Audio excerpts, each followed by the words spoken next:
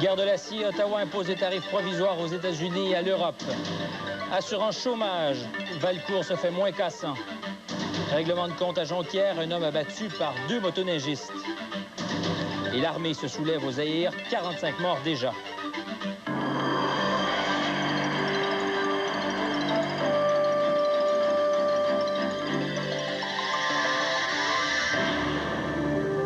Le TVA avec Stéphane Bureau.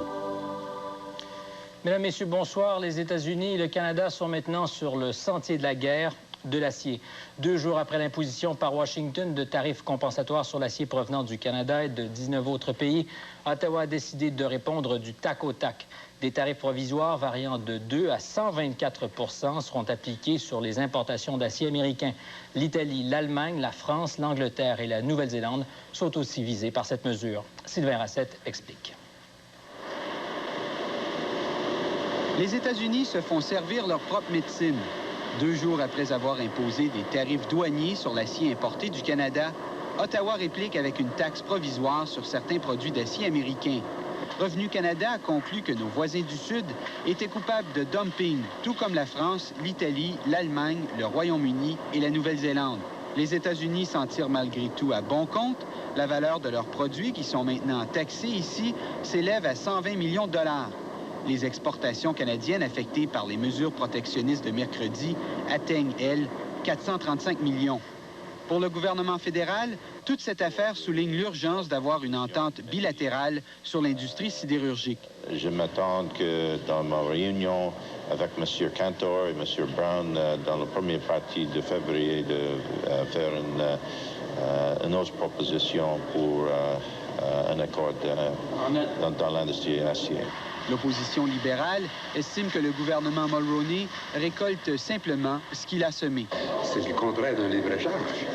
Et c'est ce qu'on a toujours dit, qu'ils n'ont pas établi des normes acceptables aux deux et obligatoires aux deux. M. Wilson dit qu'il va tenter de négocier une entente bilatérale. Il aurait dû négocier ça avec Simon Reisman dans le temps. Les producteurs d'acier américains seraient, selon certaines sources, embarrassés par la tournure des événements. Les mesures protectionnistes, explique-t-on, visaient surtout les producteurs européens et non pas l'industrie canadienne avec laquelle les Américains entretiennent un marché intégré. Ottawa compte donc sur cet état d'esprit pour conclure le plus tôt possible un accord où chaque partie y trouverait son compte. Sylvain Rassette, TVA, Toronto. Restons dans le secteur de l'acier, si vous voulez. Patrick Marinucci nous parlera de tôle forte. D'abord, il faut dire que cette industrie emploie de 5 à 7 000 personnes au Québec. 3 000 emplois ont été perdus depuis 10 ans, ce qui montre à quel point l'industrie de la tôle forte éprouve des difficultés. Une industrie qui pourra s'en sortir avec l'aide des gouvernements et des syndicats. En voilà de la tôle forte. Ce caisson de turbines fabriqué à la Chine est destiné à Hydro-Ontario. Les chantiers navals comme Marine Industrie, Vickers ou MEL œuvrent aussi dans le secteur de la tôle forte. Un secteur vieillissant qui n'arrive pas à concurrencer les pays de l'Asie du Sud-Est, plus avancés technologiquement. Ce matin à Montréal, manufacturiers, gouvernements et syndicats ont mis sur pied un CAMO, c'est-à-dire un comité d'adaptation de la main-d'œuvre. Son mandat, trouver des solutions aux problèmes de l'industrie. Les industriels, eux, ont déjà une bonne idée de ce qui ne va pas. Ça pourrait être meilleur si on pourrait avoir des projets internationaux, des gens pour nous représenter internationalement. À l'inverse, les entreprises étrangères ont un accès privilégié au marché canadien. C'est le cas pour les plateformes de forage du méga-projet Hibernia.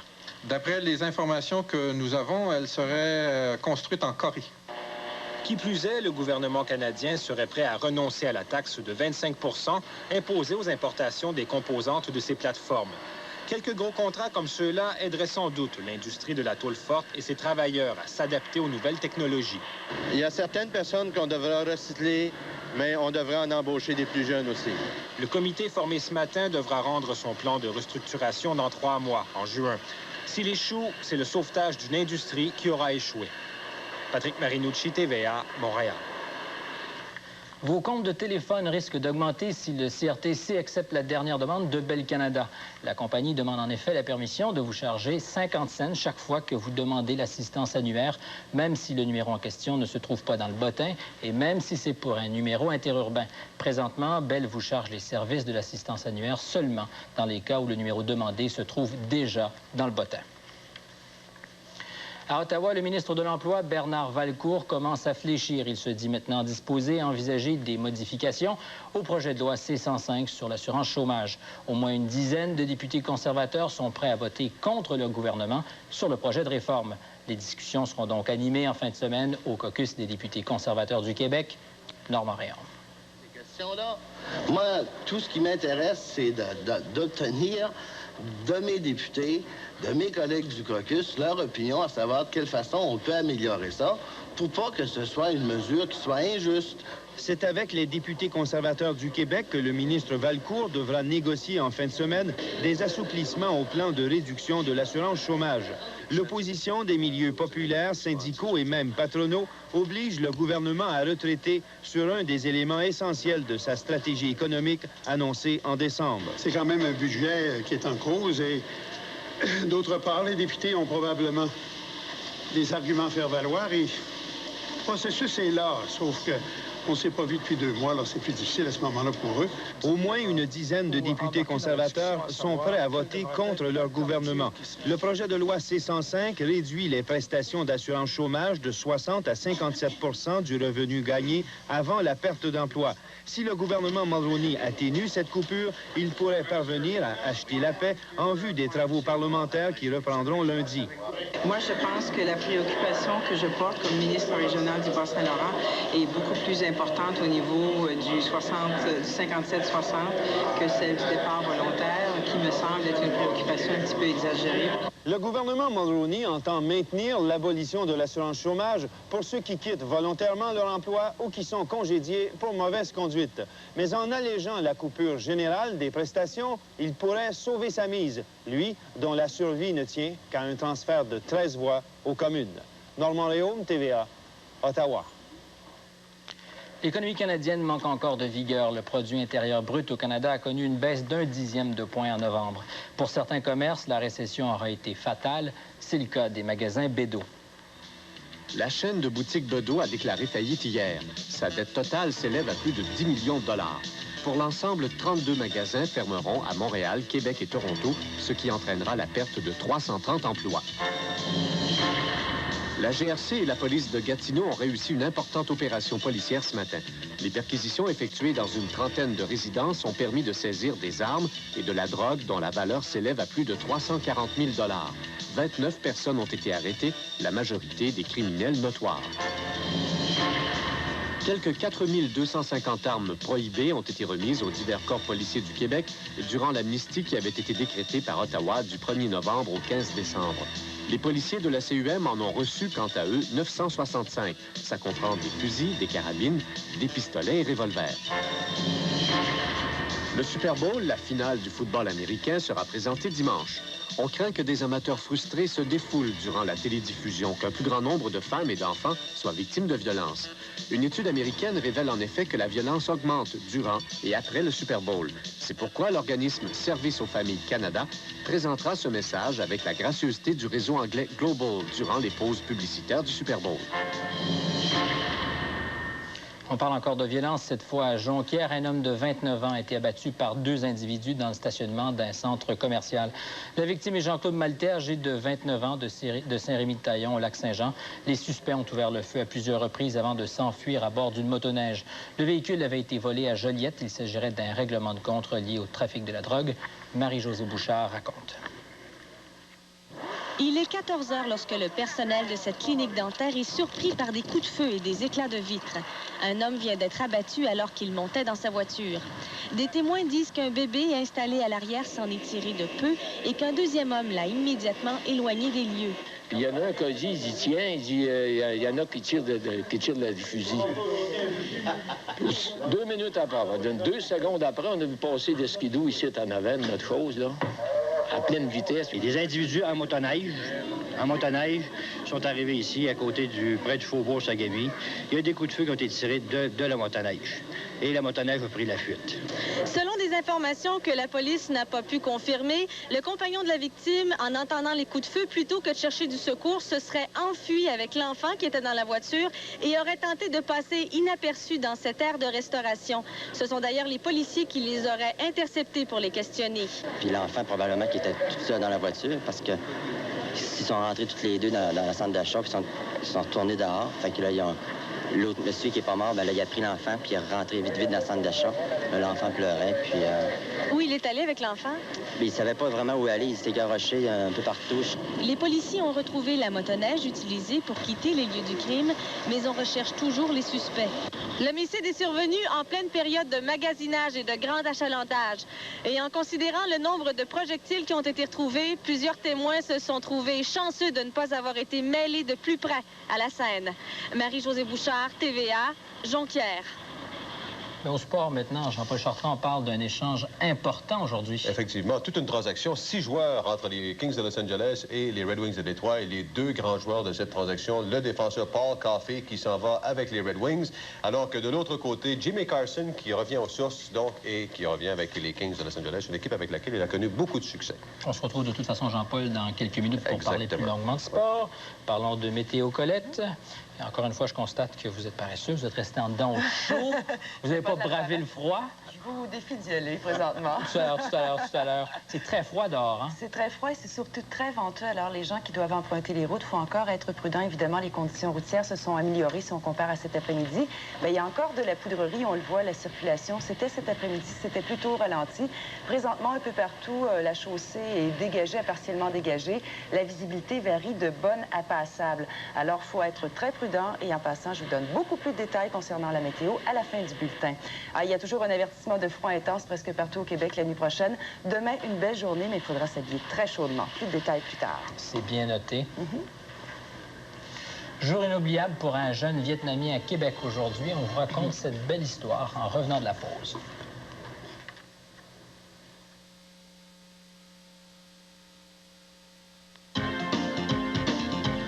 Voici maintenant les résultats des différents tirages. La mini, les chiffres gagnants sont 1, 4, 4, 0, 1, 8.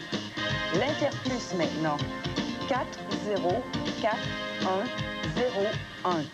On enchaîne avec la provinciale, 1, 5, 0, 5, 0, 2, 5.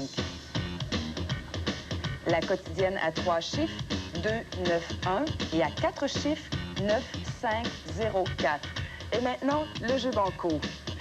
17, 18, 21, 23, 25, 27, 32, 36, 38, 45, 46, 47, 50, 54, 55, 56, 64, 65, 67 et le dernier, 68.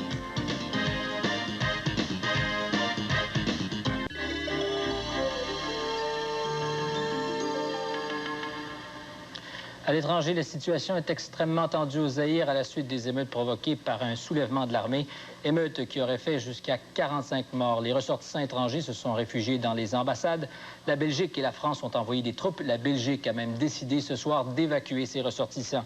Naïda Nakad de la télévision française fait le point sur la situation. Les rues de Kinshasa sont jonchées de cadavres, d'après les témoins qui ont pu être joints par téléphone aujourd'hui.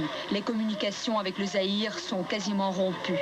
La plupart des habitants sont terrés chez eux. Une soixantaine de Français sont réfugiés à l'ambassade. Les autres, un peu moins d'1 millier, restent en liaison avec le consul. La situation est de plus en plus tendue ce soir. Les tirs de mitrailleuses sont entendus jusqu'à Brazzaville, de l'autre côté du fleuve Congo. Actuellement, la situation semble avoir un peu empiré car les parafrançais à bord de notre hôtel prennent des bateaux pour passer sur Kinshasa et il semblerait que les informations, les parabelges aussi se présenteraient cette nuit. 10 des 150 soldats français envoyés au Congo sont arrivés à Kinshasa ce soir pour renforcer le dispositif de sécurité de l'ambassade et organiser, si nécessaire, l'évacuation des ressortissants français. Hier, l'ambassadeur Philippe Bernard a été tué dans son bureau pendant qu'il regardait de sa fenêtre une fusillade entre soldats rebelles et unités d'élite du président Mobutu. Pour le porte-parole du Quai d'Orsay, Daniel Bernard, l'ambassadeur a été tué involontairement par des balles perdues. Pourtant, le ministre de la Défense, Pierre Jox, en visite au Portugal, parle, lui, d'assassinat. Ah non, ce n'est pas une balle perdue comme les premières dépêches d'agence l'ont dit, sûrement de bonne foi. Ça a été une rafale d'armes automatiques qui a, je le répète, tué l'ambassadeur de France. À l'origine de cette flambée de violence, la colère des soldats. Le président Mobutu a fait payer leur salaire avec des billets démonétisés. Leur valeur n'avait pas été reconnue par le gouvernement zaïrois. Les commerçants ont refusé de les accepter. Les soldats, furieux, ont tout saccagé. C'est la deuxième fois que l'armée zaïroise se rebelle pour un problème de salaire. En septembre 1991, 450 personnes avaient été tuées à la suite d'émeutes particulièrement violentes. Sur la scène internationale, toujours, le président Bill Clinton a dû se contenter d'une formule de compromis pour résoudre provisoirement le problème de l'interdiction des homosexuels dans les forces armées. Le nouveau président s'est livré à une véritable épreuve de force au cours des derniers jours avec les autorités militaires américaines. En conférence de presse cet après-midi, M. Clinton a annoncé pour le 15 juillet la fin de l'interdiction frappant les homosexuels, ce qui revient en fait à reporter le problème de 6 mois. Entre-temps, les recrues ne seront plus interrogées sur leur orientation sexuelle en attendant l'élaboration d'un nouveau code de conduite militaire. L'engagement électoral de M. Clinton de légaliser la présence des homosexuels sous les drapeaux a suscité une forte opposition tant du côté politique que militaire. On a craint aujourd'hui une véritable catastrophe en Croatie. Un barrage hydroélectrique menaçait de céder après avoir été miné, apparemment par les forces serbes. Le barrage, qui retient un lac artificiel d'une longueur de 18 km, fuyait abondamment à plusieurs endroits. Des travaux de colmatage semblent avoir finalement écarté les dangers d'inondation qui menaçaient environ 20 000 résidents en aval. En Égypte, l'effondrement d'un immeuble résidentiel de 6 étages a fait 6 morts et 15 blessés dans le quartier d'Héliopolis, au Caire. Les équipes de secours ont travaillé pendant des heures pour dégager les corps des victimes et des survivants. La piètre qualité des bâtiments dans la capitale égyptienne a provoqué l'effondrement de plusieurs édifices depuis le séisme qui a fait 550 victimes l'an dernier. On a vécu un beau moment aujourd'hui à l'aéroport de Sainte-Foy. Retrouvailles émouvantes d'un couple séparé depuis 2 ans et demi. Un jeune Vietnamien de 23 ans attendait avec impatience sa femme qui lui apportait une très belle surprise. Écoutons, si vous le voulez, Lise Guérin. Jack Han Mai vit au Québec depuis 2 ans et demi. Dans quelques minutes, il reverra sa femme qu'il avait laissée derrière lui dans un camp de réfugiés aux Philippines. Le moment est d'autant plus intense qu'il verra sa petite fille pour la première fois. Êtes-vous nerveux? Oh, oui. Beaucoup? Oui, c'est beaucoup. Jack ne tient plus en place et le moment tant attendu finit par arriver.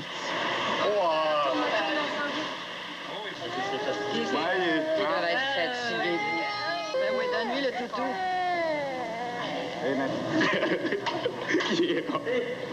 OK, d'accord. La jeune femme, visiblement épuisée par le long voyage, avait aussi très peur de ne jamais revoir son mari.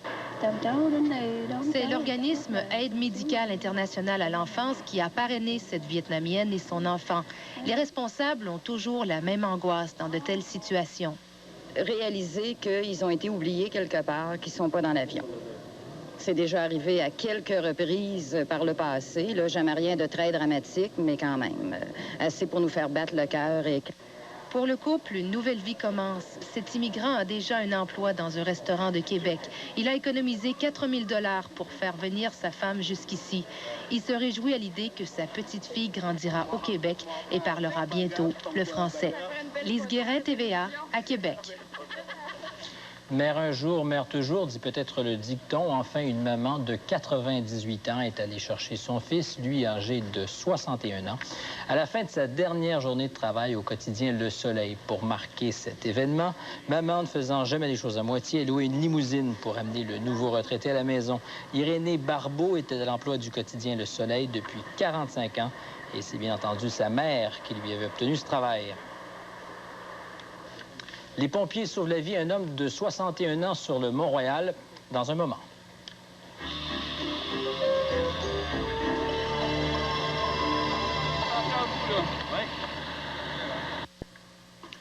Un homme d'une soixantaine d'années a échappé de justesse à une mort tragique en faisant une promenade sur le Mont-Royal la nuit dernière. Il a subi plusieurs fractures en faisant une chute d'une 50aine de pieds.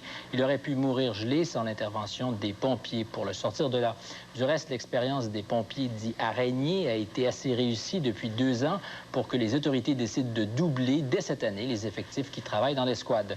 Gaétan Giroir raconte. Une simple promenade sur le Mont-Royal a pris une tournure tragique la nuit dernière pour un homme de 61 ans. Le marcheur a glissé sur une plaque de glace et a fait une chute d'une 50aine de pieds. Son compagnon a aussitôt alerté les pompiers qui ont dépêché sur place l'escouade des hommes araignées. Sur la glace et dans la neige, les pompiers ont réussi à l'aide de cordages à remonter jusqu'au marcheur. Ils l'ont redescendu sur une civière. L'homme aura passé 1 heure au grand froid avant que les secouristes puissent l'atteindre.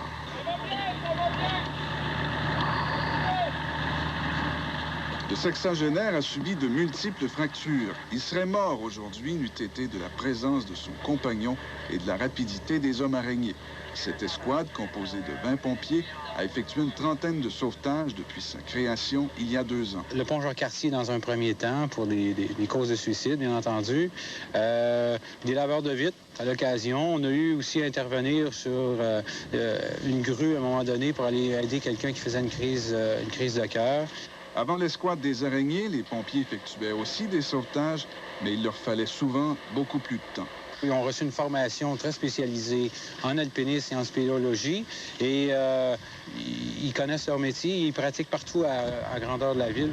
Ils étudient chacun des bâtiments en hauteur. Il y a actuellement une vingtaine de pompiers araignées. L'expérience est tellement concluante que l'on doublera le nombre en 93. Question d'accroître la rapidité quand chaque seconde compte. Attention à vous, là. Ouais. Gaétan Giroir, TVA, Montréal. Le grand spectacle solo de Robert Lepage, Les Aiguilles et l'Opium, est enfin présenté à Montréal. Il faut dire que ce spectacle a connu un immense succès à Ottawa, Québec, New York et en Europe. Doris Sinette a elle aussi apprécié. L'amour comme la drogue peut créer la dépendance et la rupture exige souvent une cure de désintoxication. Fumer l'opium, c'est descendre du train en marche. C'est s'occuper d'autre chose que de la vie, de la mort. En 1949, l'écrivain Jean Cocteau découvre New York pendant que le trompettiste Miles Davis tombe amoureux de Juliette Gréco à Paris. En 1989, à Paris, un Québécois vit une crise de désintoxication amoureuse. Dans la peau de ces 3 personnages, Robert Lepage nous entretient de la drogue et de l'art, de la solitude et de la recherche d'identité. Et bien sûr, le magicien Lepage, qui connaît toutes les ficelles de la technologie, crée un spectacle hallucinant, défiant la gravité, fait d'ombres chinoises, d'extraits de films et de musique.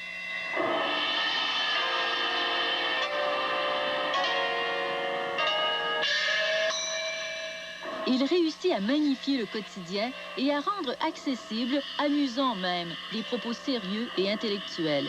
Il nous fait son cinéma et nous, on arrête de respirer pour ne rien manquer de ce créateur fascinant. Doris Sinette, TVA, Montréal.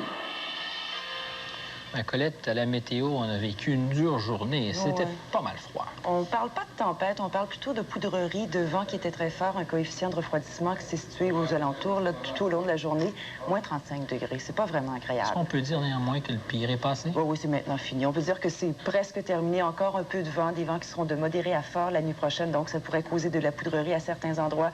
Si vous devez emprunter les routes, soyez extrêmement prudents. Demain, belle journée, mais ce sera encore quand même très froid. Un peu partout au Québec, on parle de soleil, des maximums qui vont être vraiment sous les normales saisonnières. Pour l'instant, on ne prévoit pas dépasser de record. Léger réchauffement pour dimanche, mais les températures seront quand même sous les normales saisonnières. Alors tout de suite, nous allons regarder tout ça en détail. Alors allons-y avec le sud-ouest du Québec. On voit que la nuit prochaine, les températures seront froides. Demain, par contre, belle journée ensoleillée, quelques passages nuageux, des maximums qui vont varier entre moins 22 et moins 16 degrés. Plus à l'est maintenant, il y a des avertissements de froid intense pour toutes ces régions, pour le Bas-Saint-Laurent, Saguenay-Lac-Saint-Jean, péninsule gaspésienne, la Côte-Nord et la Basse-Côte-Nord. Des minimums qui vont varier entre moins 33 et moins 22. Demain, également pour l'extrême-est, on parle d'une belle journée ensoleillée, des maximums de moins 24 à moins 25. Maintenant, pour les régions plus au nord, pour la région de l'Abitibi-Témiscamingue, avertissement de froid intense également la nuit prochaine. Alors, ce que l'on voit présentement, c'est l'extrême-est. On peut constater que les températures sont très froides. Pour les régions plus au nord, alors, je disais que pour l'Abitibi-Témiscamingue, très froid la nuit prochaine, moins 35. Demain, ce sera ensoleillé avec un maximum de moins 20 degrés. Baie James, Shefferville, Fermont. La nuit prochaine, il y a également des avertissements de froid intense, évidemment, en vigueur. Des minimums de moins 40, moins 39. Demain, léger réchauffement, des maximums de moins 31 et moins 30, mais on aura du soleil.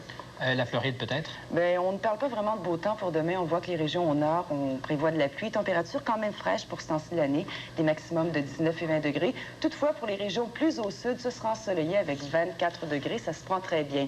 Alors, pour toute la fin de semaine, Stéphane, il faut s'habiller très chaudement. Un peu de neige dimanche, maximum de moins 9 degrés, mais c'est quand même sous les normales saisonnières. J'aime quand, après avoir parlé de Shefferville, vous dites qu'il va faire froid en Floride à 24 degrés. C'est très bien, très, très bien. Merci, Colette. Bon week-end. Jean-Paul, on parle évidemment de hockey, on n'a pas le choix. Et les Nordiques qui ont effectué une belle remontée ce soir et ils ont réussi à soutirer un verdict nul aux Capitals de Washington. Et c'est encore Claude Lapointe qui s'illustre. Ils vont à la mise en jeu et...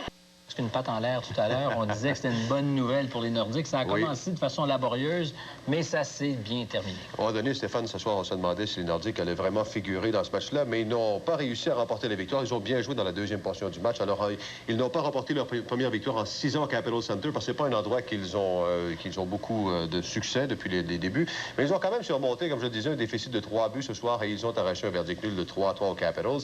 Et les Capitals ont totalement dominé la première période. Ils ont bien sûr inscrit le premier but, un tir de la ligne bleue de Michal Pivonka a surpris Ron Extall et c'était 1-0 pour les Capitals.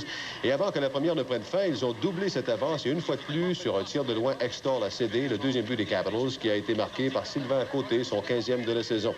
Maintenant, les Capitals menaient 3-0 lorsque les Nordiques ont réduit l'écart pendant un avantage numérique. Owen Nolan a complété un jeu de Mike Ritchie et Mats Sundin pour son 27e but de la saison. Puis, en troisième période, lors d'un autre avantage d'un homme, Mats Sundin a alimenté le défenseur Steve Duchesne à la ligne bleue. Son tir a surpris Don Beaupré. 15e but de Duchesne, c'était 3-2. Et avec un peu plus de 6 minutes à faire à la troisième, Martin Ruzinski a trouvé le fond du filet après de l'excellent travail de Claude Lapointe et les Nordiques s'en sont finalement tirés avec un verdict nul de 3-3.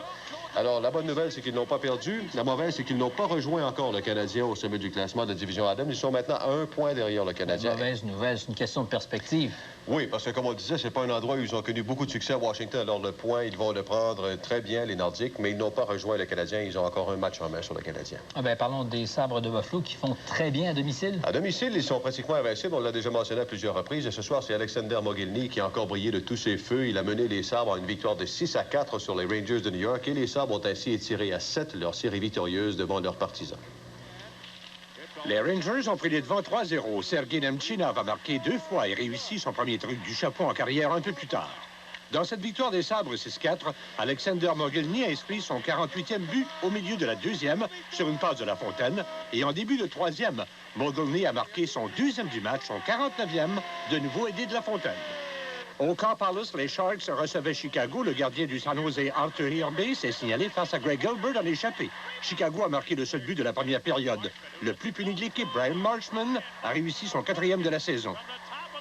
C'est du jeu remarquable. Hein? Quand il y a des Russes, on sait comment est-ce que bourré ça va avec les Canucks de Vancouver cette année. C'est un peu la même chose avec Mogilny. 2 joueurs qui vraiment sont extraordinaires. Oui, il y a également Fedorov à Détroit qui ne connaît peut-être pas une saison aussi bonne que les 2 autres, mais ces joueurs russes-là ont amené une nouvelle dimension au hockey. Parlons, on en a glissé un mot un peu plus tôt, de cette transaction importante aujourd'hui. Oui, il y a 2 joueurs qui n'ont jamais fait vraiment l'unanimité dans leurs vestiaires respectifs. Eh bien, ils ont changé de camp aujourd'hui. Alors, on parle du défenseur Paul Coffey et du centre Jimmy Carson qui sont au centre d'un échange impliquant pas moins de 6 joueurs. Âgé de 31 ans, Coffey s'en va donc à Détroit en compagnie du centre Sylvain Couturier et de l'ailier droit Jim Hillier. Coffey, qui en est à sa 4e équipe, est le meneur de tous les temps dans la Ligue nationale pour la moyenne de points par match par un défenseur. Cette moyenne est de 1,171.